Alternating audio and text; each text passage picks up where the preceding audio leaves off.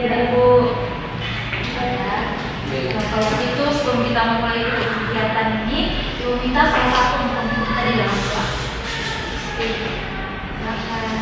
Baik Ibu dan teman-teman, sebelum kita memulai kesempatan hari ini, izinkan saya memimpin doa ini menurut agama dan keyakinan saya yang adalah Katolik. Berdoa mulai. Berdoa selesai. Baik, terima kasih. Karena di sini kita belum saling mengenal, Ibu belum kenal kalian nama, kalian belum kenal Ibu nama. Jadi di sini Ibu akan memperkenalkan diri terlebih dahulu.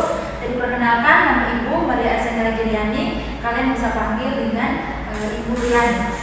Sekarang Ibu berikan kesempatan kepada kalian untuk memperkenalkan diri, dimulai dari sebelah kanannya Ibu. Baik Ibu, perkenalkan nama saya Istri. Perkenalkan nama saya Om. Perkenalkan nama saya Istri. Halo, saya Perkenalkan nama saya. Baik. Oke. Sebelumnya kalian sudah tahu atau belum tujuan dari kalian berada di sini sekarang? Belum tahu. Jadi sekarang kita berkumpul di sini itu akan memberikan kalian sebuah layanan, yaitu layanan hubungan kelompok. Ada sudah pernah dengar hubungan kelompok itu apa? Jadi hubungan kelompok itu adalah hubungan di mana Ibu sebagai Ibu Pipa memberikan layanan kepada kalian dalam bentuk kelompok. Jadi baik, layanan kita ini akan berlangsung melalui 4 tahap, yaitu tahap awal, tahap transisi, tahap inti, dan juga tahap akhir. Nah, di sini sebentar Ibu akan menjelaskan materi mengenai topik kita yang untuk belajar. Setelah itu Ibu akan bertanya, mungkin ada pertanyaan dari kalian atau hal yang mungkin kalian bingung begitu. Nah, jika tidak ada, kita akan langsung lanjut untuk bermain peran. Dan di sini Ibu akan membagi kalian masing-masing orang satu karakter untuk kita bermain peran. Siap? Siap ya Bu. Baik, jadi di sini sebelum kita masuk ke materi kita hari ini, Ibu mau mengajak kalian untuk melakukan tes breathing. Kita break dulu. Mungkin kalian cukup berdiri. Oke.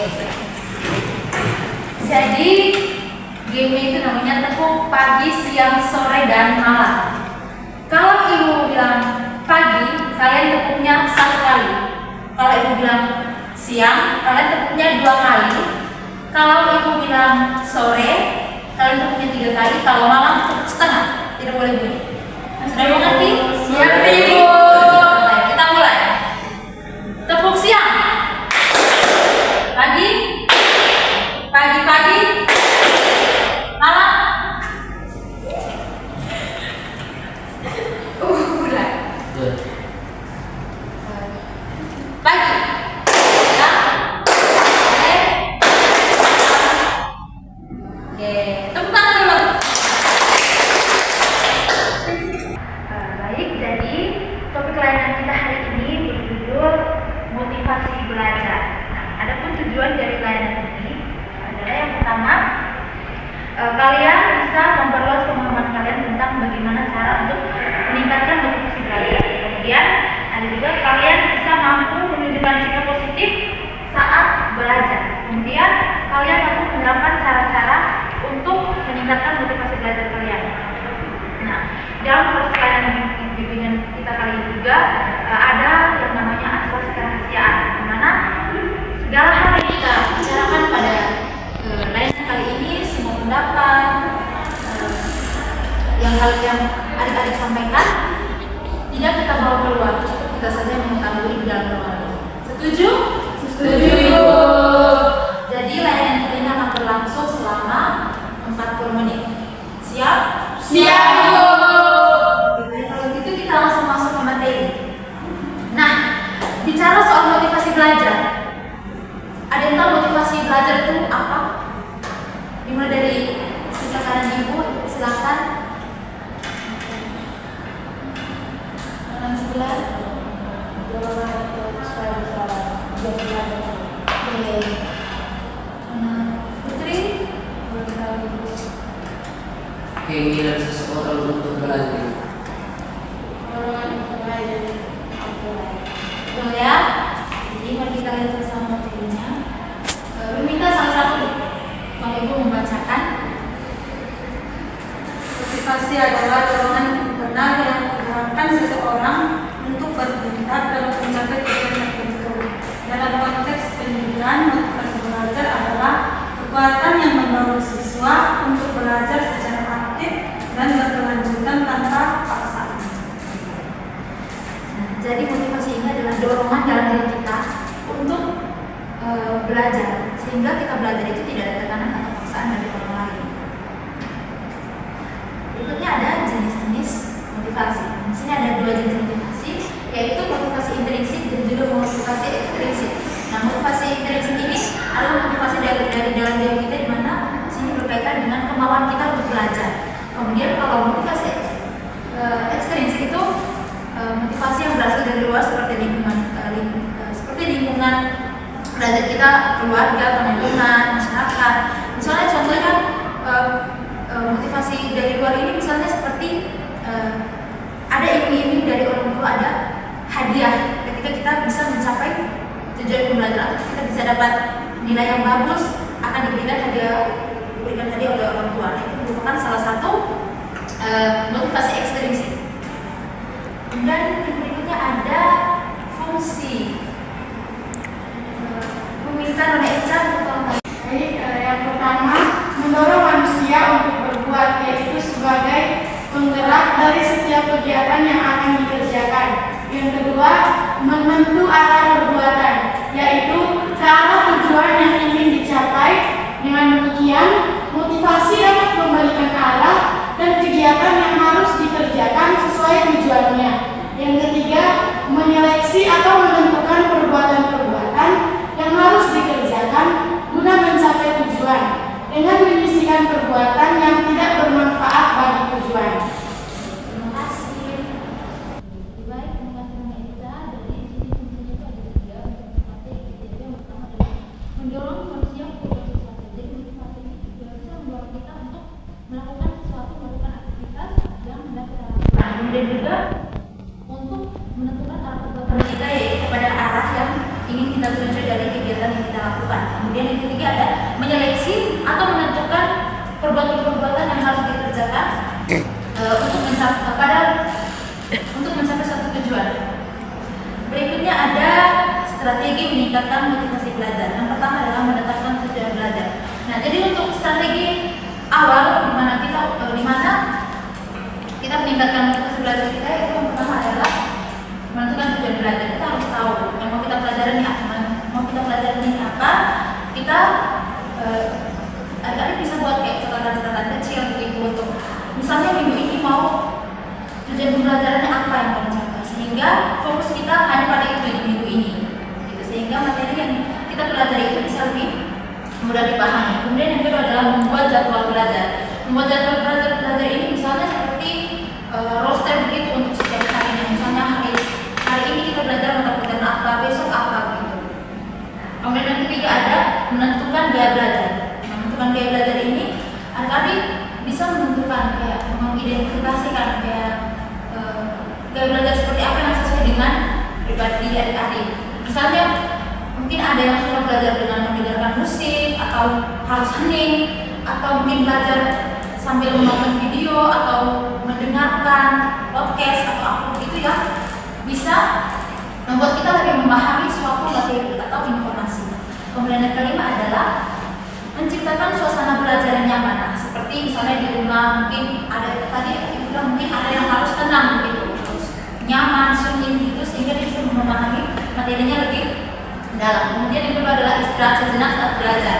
Nah, istirahat sejenak saat belajar ini misalnya kalian di sini maksudnya itu memanajemen waktu belajar dengan baik. Misalnya 30 menit kalian belajar, setelah itu istirahat, mungkin makan, bermain game, atau hal-hal positif yang bisa kalian lakukan sebagai istirahat setelah belajar gitu.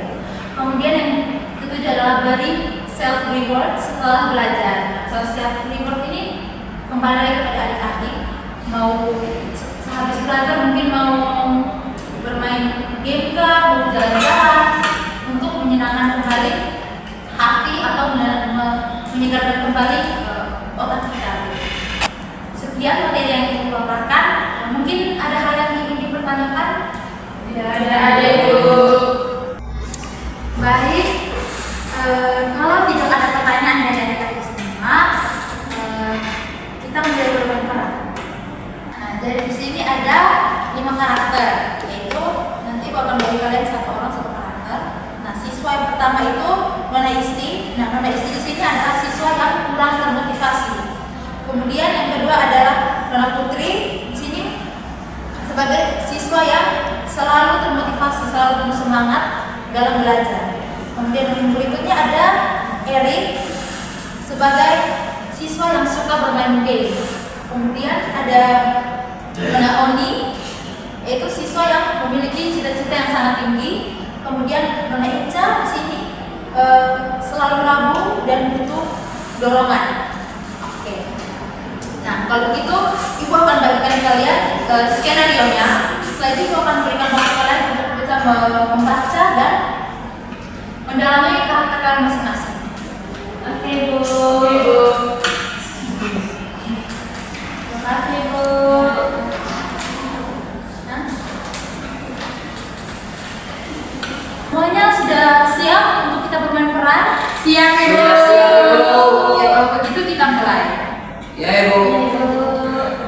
Hai teman-teman. Hai, Isti.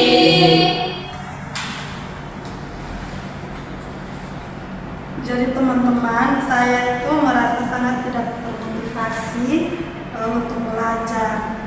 Sekarang itu nilai-nilai saya sangat menurun dan saya tidak tahu harus berbuat apa. Kenapa tidak mencoba untuk menetapkan tujuan belajar, Isti? Saya selalu membuat daftar tujuan kecil yang ingin saya capai setiap minggu. Itu membuat saya tetap fokus. Tapi saya lebih suka bermain game. Belajar itu membosankan dan saya merasa tidak ada waktu untuk itu. Saya juga bermain game, tapi saya mengatur waktu. Misalnya, saya belajar selama 30 menit, lalu saya bisa bermain game selama 30 menit. Dengan cara itu, saya tidak merasa kehilangan waktu. Saya setuju. Saya punya cita-cita menjadi dokter. Setiap kali saya merasa malas, saya pasti ingat dengan satu cita-cita. Itu bisa memotivasi saya untuk belajar lebih keras. Tetapi kadang saya merasa tidak percaya diri. Bagaimana kalau saya tidak bisa mencapai tujuan itu? Kita semua pernah merasa seperti itu. Eca, yang penting adalah kita saling mendukung. Bagaimana kalau kita membuat grup belajar? Kita bisa saling mengingatkan dan membantu satu sama lain. Ide yang bagus. Kita bisa bertemu setiap minggu untuk membahas pelajaran dan berbagi tips. Dengan begitu, kita bisa tetap termotivasi. Saya suka ide itu. Saya merasa lebih baik sekarang. Terima kasih teman-teman telah membantu. Oke, saya akan mencoba untuk mengatur waktu belajar dan bermain. Mari kita buat kelompok belajar. Ya, mari kita melakukan itu. Saya merasa lebih percaya diri sekarang. Jadi, kita semua sepakat untuk saling mendukung dan membuat jadwal belajar bersama. Kita bisa mencapai tujuan kita jika kita bekerja sama. Setuju. Mari kita mulai perjalanan belajar kita. Tepuk tangan untuk kita semuanya.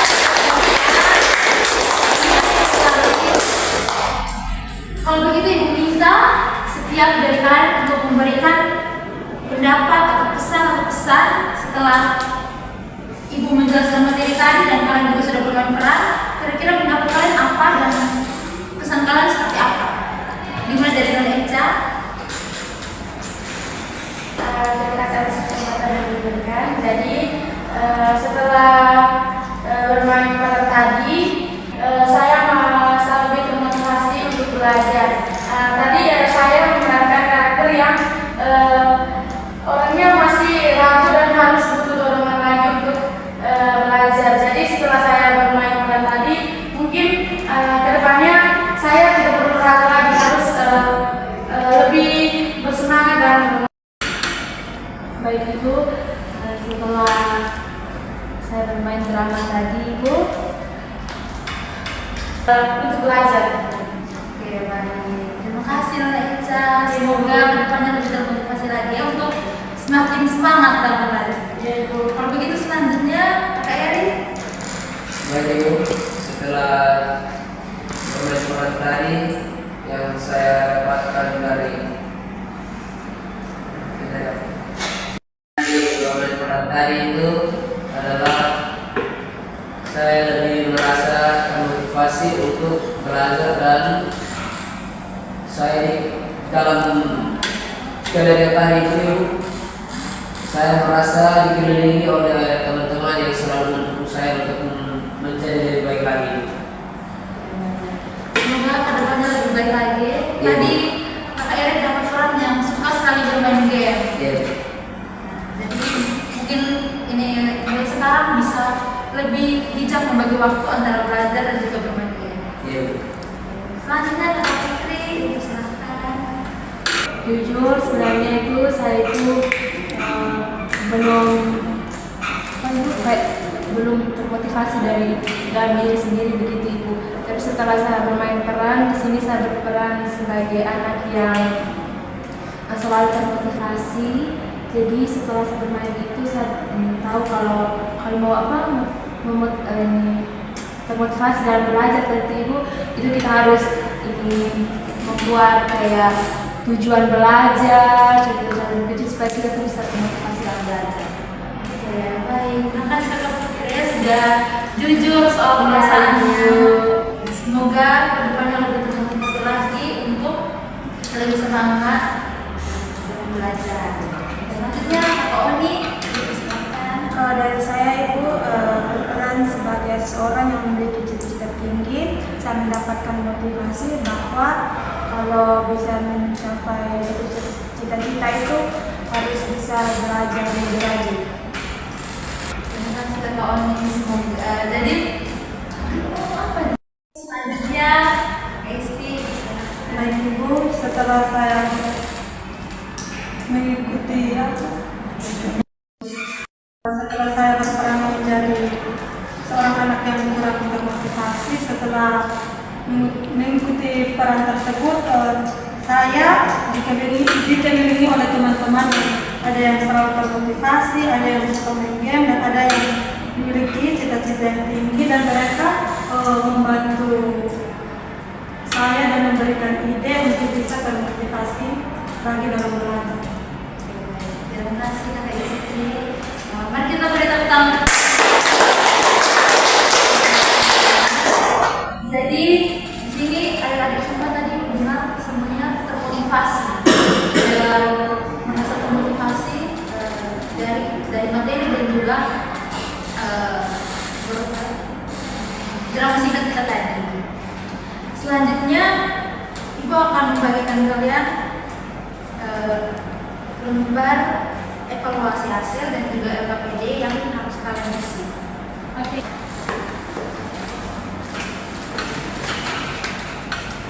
Terima kasih Ibu.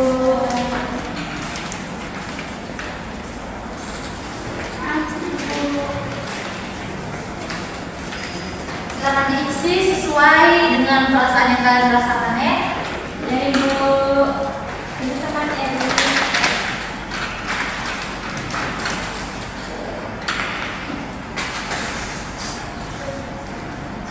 Terima kasih. Terima kasih untuk kalian sudah mengisi lembar evaluasi hasil dan juga LKPD. Jadi kegiatan kita ini hampir selesai. Tapi sebelum itu Ibu meminta kalian untuk memberikan kesimpulan mulai dari awal tadi kita berkenalan sampai dengan kalian mengisi evaluasi hasil dan juga LKPD tadi. Meminta kalian untuk memberikan kesimpulan atas kegiatan seluruh rangkaian kegiatan yang kita lakukan hari ini. Mungkin dengan Isti. Setelah saya mengikuti kegiatan layanan pada hari ini, saya sangat merasa senang dan bisa termotivasi untuk belajar, mendapat motivasi. Selanjutnya, kalau saya itu setelah mengikuti layanan Ibu, saya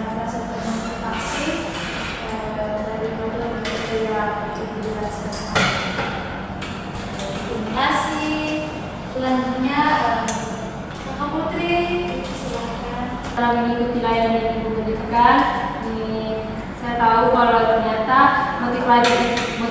motivasi belajar itu adalah dorongan dari dalam diri dan dari luar yang menggerakkan seseorang itu untuk mencapai tujuan dalam proses pembelajaran. Terus tadi yang ada juga Ibu jelaskan tadi itu ada jenis-jenis motivasi itu dari yang mempengaruhi dari dalam diri dan dari luar diri. Dari saya.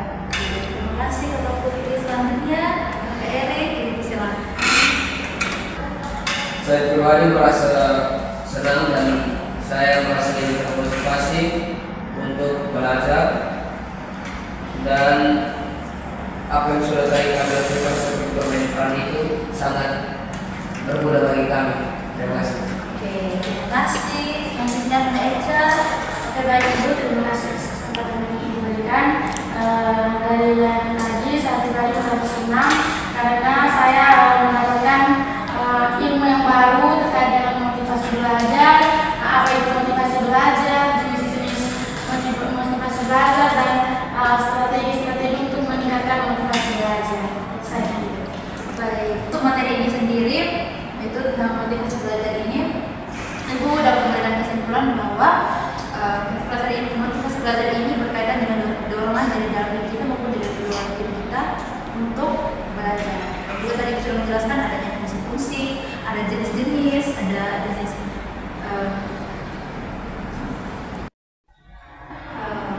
belajar, intrinsik dan ekstrinsik, kemudian juga ada beberapa strategi tadi yang sudah dijelaskan.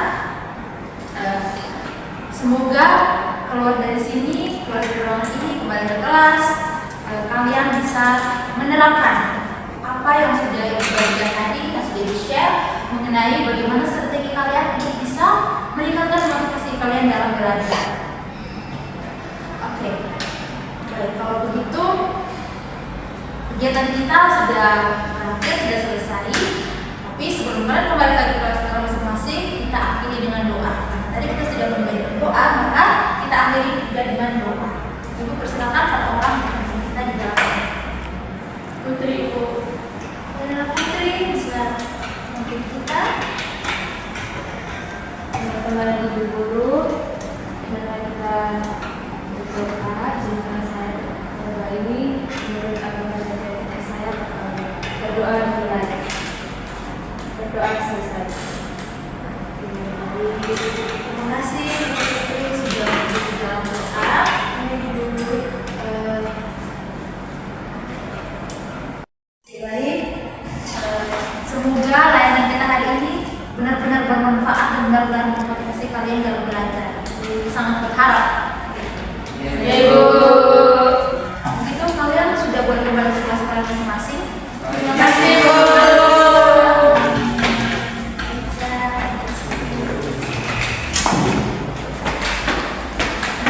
kasih.